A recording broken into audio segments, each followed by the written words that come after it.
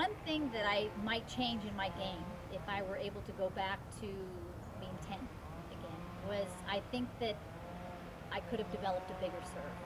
And the serve is such a critical part of the game, particularly now, where you have the time to set up for the serve, and it really can be a game changer. It can be a huge weapon. I didn't spend much time on the serve. I spent a lot of time on my ground strokes, and therefore they're really the cornerstone of my game, and I wouldn't change a thing about them. But I think spending maybe 15, 20 minutes 3 or 4 times a week and really focusing on trying to develop a weapon with more pace, maybe better technique, more consistency is to hitting my spots because I took that time to practice it, therefore would have given me more confidence. So that's number one. I think I would have changed that. I would have changed my serve. And fitness-wise, with the knowledge that I have now, I would have stretched a lot. I was always very fit. That wasn't a problem. I had good endurance, I had great speed, but not very limber. That's just the way that I was born. And so now the pros are so aware that they have to do the dynamic warm-up before they play to get their muscles warmed up. They have to do the cool down after they play as well. When your muscles are warm, that's really when you can make a difference in your flexibility by stretching them. And I didn't take enough time to do that. Billie Jean King was our Fed Cup captain, and Fed Cup is the equivalent of Davis Cup on the women's side. So you're playing for your country, you're playing for the United States. And here I have Billie Jean King as my captain, and she's 19 years older than I am. And she's telling me every day, Tracy, you need to stretch more. You need to stretch more. Yeah. And you know, as a youngster, you just don't take that in. So looking back, I could have been much more limber.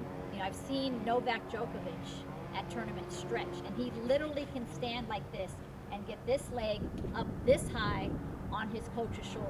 So that's how limber he is. Now that's a little extreme, but I think what's important for kids to know, if they want to be the best tennis player that they can be, or the best baseball player that they can be, or the best engineer, the best musician, whatever it is kind of look at your sport kind of in a pie.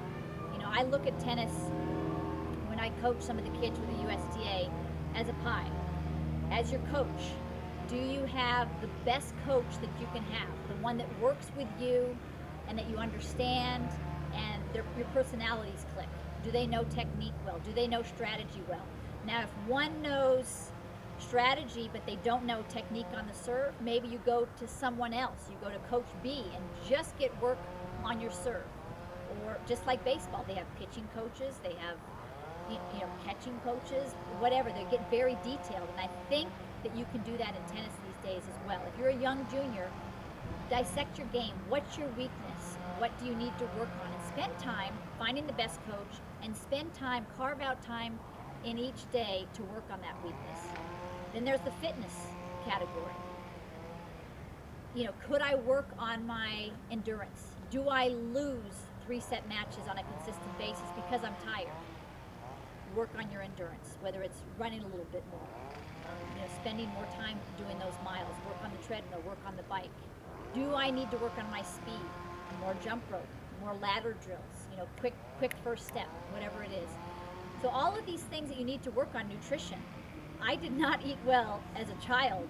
Funny story, as a health magazine came to me and wanted to do an interview when I was 13 or 14 years old. And they really kind of had to make a funny article about it because I was eating, I ate my good, healthy food, but there was plenty of Snickers thrown in and plenty of Milky Ways and Tahitian treat and cactus cooler and, all that kind of stuff. That's not the way that my 13-year-old eats now, because he really is an athlete that wants to go all the way. So he understands that when he's done with a match, he needs to hydrate. We didn't know about hydration. He needs to eat within 30 minutes of finishing a match because your muscles need that. They need that refuel. They need that energy. So these are things in sports medicine that we know so much more about now that we didn't know about back then.